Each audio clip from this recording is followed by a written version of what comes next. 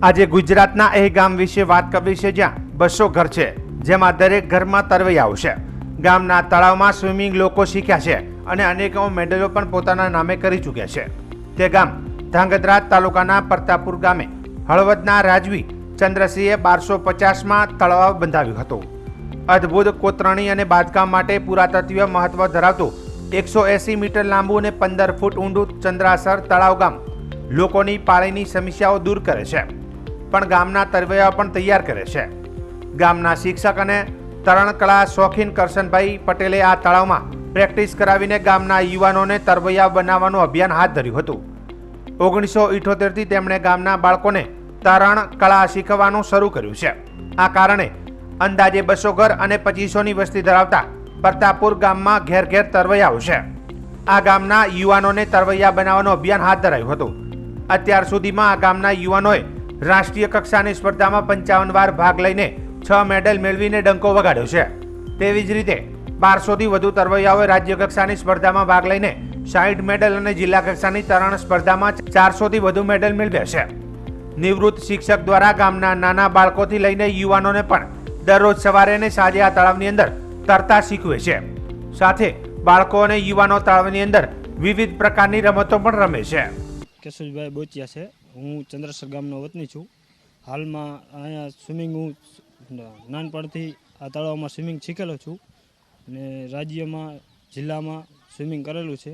Under 14-17માં અને ખેલ મહાકુંભમાં પણ સ્વિમિંગ કરેલું છે. અમારા કોચ કરશનભાઈ શેખલિયા સાહેબનું માર્ગદર્શન એવું સારું છે કે અમને સ્વિમિંગમાં આગળ સારું એવું બેનિફિટ મળેલ છે. અત્યારે હાલ હું રાજકોટ ફાયર બ્રિગેડમાં ફરજ બજાવું છું. આ સ્વિમિંગના કારણે હું ત્યાં સુધી પહોંચેલો છું. અત્યાર સુધી મારું નામ પટેલ પ્રાંશુ પ્રવીણભાઈ છે. હું આ તળાવમાં પહેલાં તરવા આવતો ત્યારે મને બીક લાગતી હતી. હવે મને આ સાહેબે કરશનભાઈ સાહેબે મને તરતા શીખવાડ્યું એટલે મને હવે બીક લાગતી નથી અને મજા આવે છે. અને હું હવે રોજ મારા ભાઈબંધો સાથે 1.5 કલાક કે કલાક નાહું છું. મારું નામ મુકેશભાઈ નાગરભાઈ ઇંગરોડિયા છે. હું આ ગામનો વતની છું.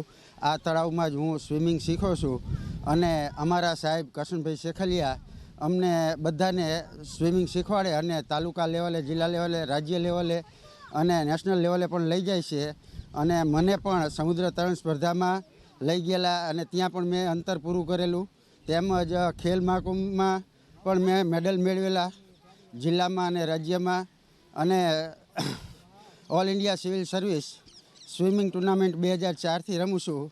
અમારા ગામમાં 400થી વધારે પ્લેયરો મેડલ મેળવ્યા અને નેશનલ લેવલે રમેલા છે. એનો બધો જ શ્રેય શ્રી કરશનભાઈ શેખલિયા, જે અમે મોટા તરીકે ઓળખવી છીએ, એમને જાય છે. અને અમારા ગામમાં બાળક સ્કૂલે બેસે એ પહેલાં સ્વિમિંગ શીખી જાય છે અને એ જ બધું શ્રેય શ્રી કરશનભાઈ શેખલિયા એમને જાય છે. દરરોજની સવારે 1 કલાક 1.5 કલાક અને સાંજે 1 કલાક 1.5 કલાક નિયમિત અમને પ્રેક્ટિસ કરાવે છે. મારું નામ કરશનભાઈ લક્ષ્મણભાઈ શેખલિયા. હું અહીંયા પ્રતાપપુર શાળામાં શિક્ષક તરીકે સર્વિસ કરતો હતો. 2013માં નિવૃત્ત થયો છું. મને સ્વિમિંગનો શોખ છે અને અમારી પાસે આ તળાવ સુંદર મજાનું સ્વિમિંગ પુલ જેવું ઉપલબ્ધ છે.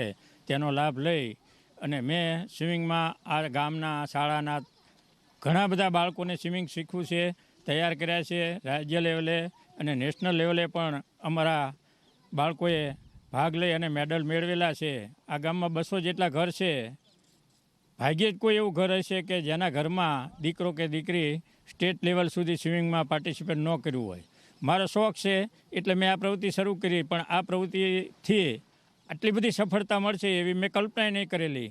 હવે મારી એવી ઈચ્છા છે કે આ જ ગામના પ્લેયરો નેશનલ લેવલે પણ અમારા ગામનું નામ રોશન કરી અને ઇન્ટરનેશનલ લેવલે રમવા જાય એવી મારી ઈચ્છા છે. દરરોજ સવાર સાંજ અહીંયા બાળકોને 1.5 કલાક સમયસર પ્રેક્ટિસ કરાવું છું અને નિવૃત્ત હવે તો છું એટલે મારે સમયની કોઈ મર્યાદા નથી. બાળકો જ્યારે આવે ત્યારે પ્રેક્ટિસ કરાવું છું. સ્વિમિંગથી એક તો હેલ્થ સારી રહે છે, બીજા નંબરમાં આના કારણે અમારા બાળકોને ફાયર બ્રિગેડમાં સર્વિસ પણ મળી છે. એ મોટો બેનિફિટ છે.